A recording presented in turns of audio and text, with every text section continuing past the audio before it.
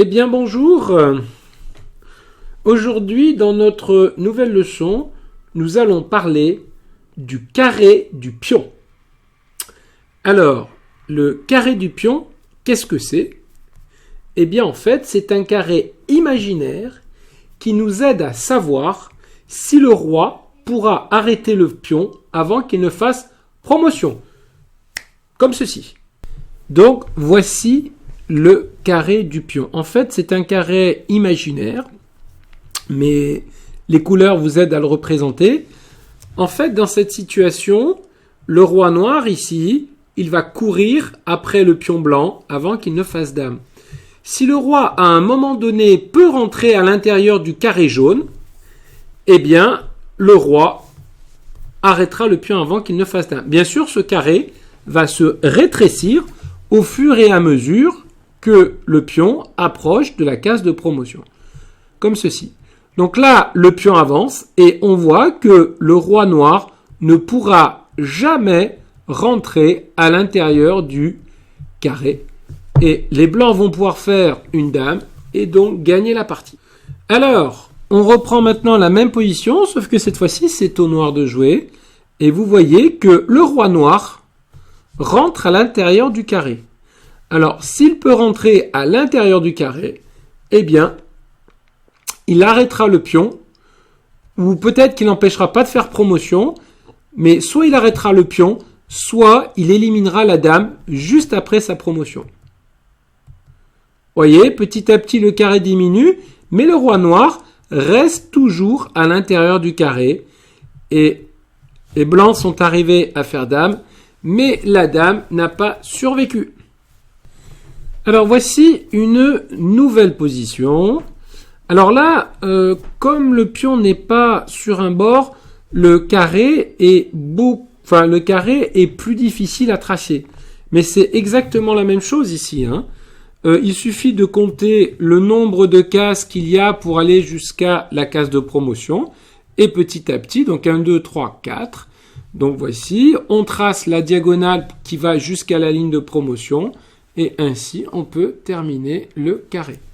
Alors, bien sûr, le carré, c'est une représentation mentale. N'allez pas commencer à mettre du stabilo sur votre échiquier ou sur l'échiquier de votre adversaire. Je crois qu'il le prendrait mal. Voilà.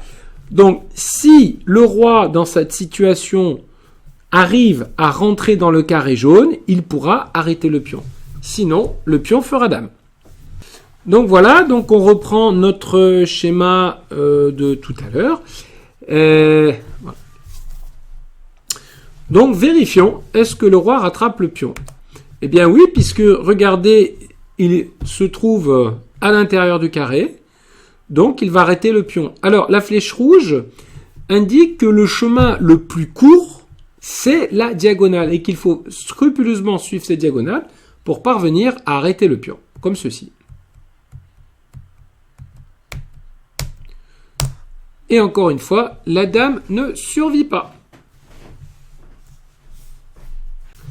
Maintenant, la même situation mais très au blanc, il est très facile de se rendre compte que le roi noir n'arrêtera pas le pion blanc. Voilà, déjà, le carré est très loin du roi. Le pion fait promotion. Alors, nouvelle situation ici, pour faire attention lorsque le pion est sur sa case de départ. Si c'est au noir de jouer ici, le roi rattrapera le pion. Par contre, si c'est au blanc de jouer, on s'aperçoit que le roi est dans le carré. Et oui, il suffit de tracer donc la diagonale et le carré pour s'apercevoir que le roi est dedans. Vous pouvez le remarquer par vous-même. Seulement, le problème, c'est que comme le pion est à sa case de départ, il va avancer de 2 cases. Et le roi noir va se faire surprendre. Voilà. D'un seul coup, le carré a fortement diminué et le roi noir ne pourra plus arrêter le pion qui se transforme quelques coups plus tard en dame. Étonnant, n'est-ce pas? Alors, il arrive que parfois, même un roi se situant dans le carré du pion ne puisse l'arrêter. La raison? Un obstacle, comme dans notre situation présente. Ici, si on compte bien, 1, 2, 3, 4, 1, 2, 3, 4, donc le roi est bien dans le carré. Malheureusement, je pense que tout le monde l'aura compris, le roi ne pourra pas l'arrêter parce qu'il va rencontrer son propre pion sur le chemin, ce qui va mettre un obstacle et l'empêcher d'arrêter le pion à temps. Comme ceci. Le pion avance, le roi lui court après, court Forest, court. Malheureusement, ici, le roi doit faire un détour, ce qui va lui coûter un temps précieux et l'empêchera de rattraper le pion. Les blancs gagnent. Étonnant, n'est-ce pas? Alors, ceci nous amène à cette situation, c'est aux blancs de jouer. Si dans cette position, les blancs avancent immédiatement le pion A pensant faire dame, eh bien, ils courent au-devant d'une grande désillusion, parce qu'ils n'ont pas bien tracé le carré. Miam! En revanche, si les blancs avaient réfléchi un petit peu, et qu'à la place de pousser immédiatement le pion A faire la promotion, ils avaient d'abord avancé le pion en C6, et bien là, dans cette situation, les noirs sont obligés de prendre le pion, et maintenant, le roi aura un obstacle qui l'empêchera de rattraper le pion A. Et c'est parti. Et voilà, le roi est obligé de faire un détour et il n'aura pas le temps d'arrêter le pion avant la promotion. Étonnant, n'est-ce pas? Alors ici, un cas un petit peu similaire. Le roi noir est dans le carré, mais ici, les blancs ont les moyens de stopper le roi noir par le coup F2, F4, qui prend le contrôle de la case 5 et vont empêcher le roi d'atteindre la case H8 avant le pion. Alors, ils vont bien essayer de le faire sauter, le pion. Alors là, ne pas se tromper, il ne faut surtout pas prendre le pion en E5, parce qu'à ce moment-là, le roi est dans le carré.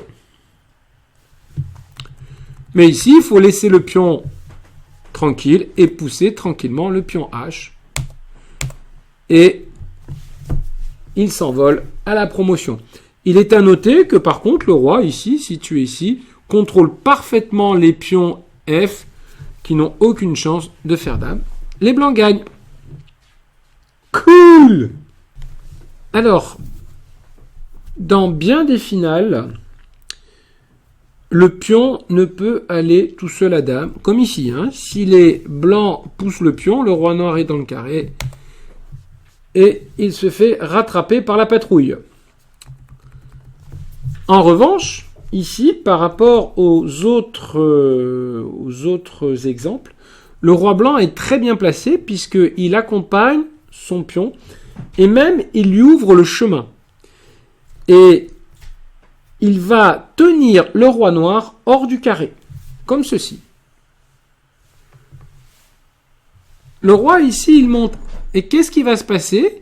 Eh bien, en fait, il va créer un mur qui va empêcher le roi noir de se rapprocher du pion pendant son ascension. Le roi noir va bien essayer de faire le tour, mais le roi blanc va continuer à l'en empêcher. Et une fois que le roi blanc a suffisamment avancé, le pion avance victorieusement vers la victoire. Super, hein?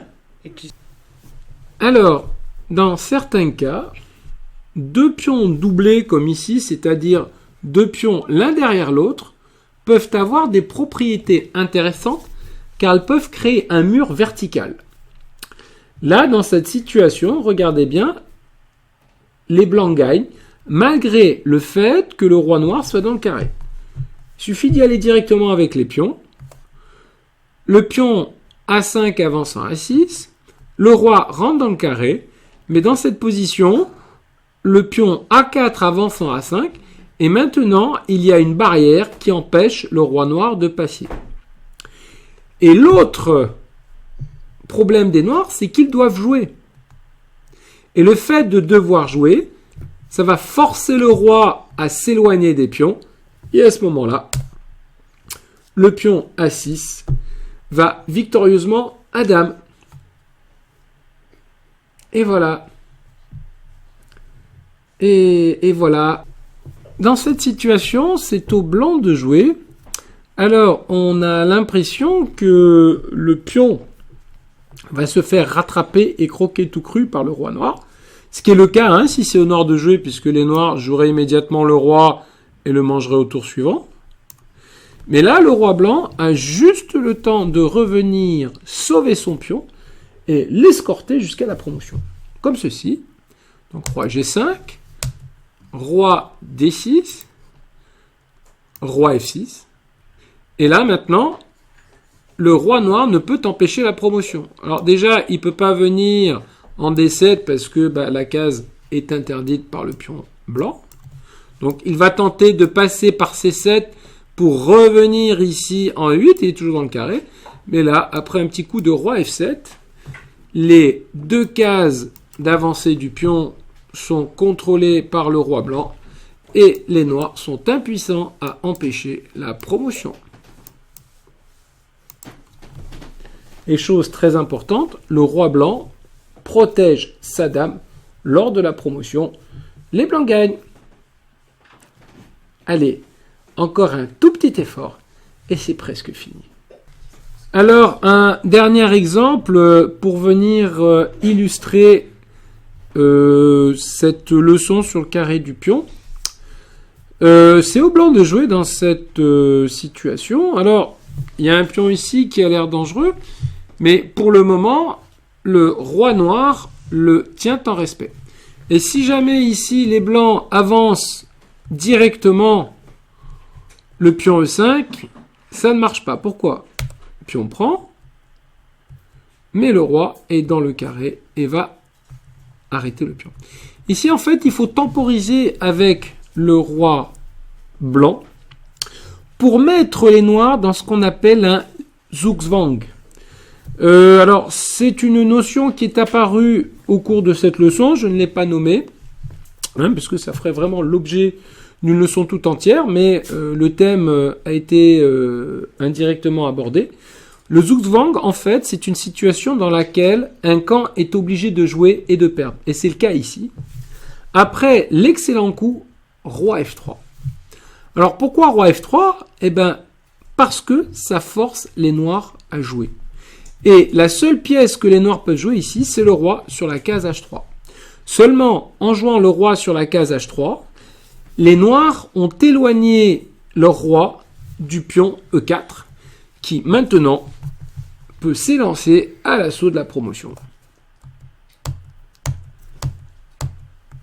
Et le roi noir ne peut l'en empêcher. Voilà, donc cette leçon est maintenant terminée.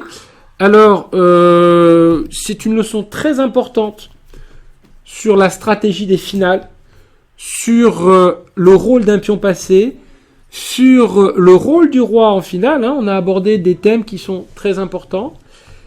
Et nous développerons d'autres notions par la suite, notamment le thème du zugzwang. Donc maintenant, il ne vous reste plus qu'à faire quelques séries d'exercices.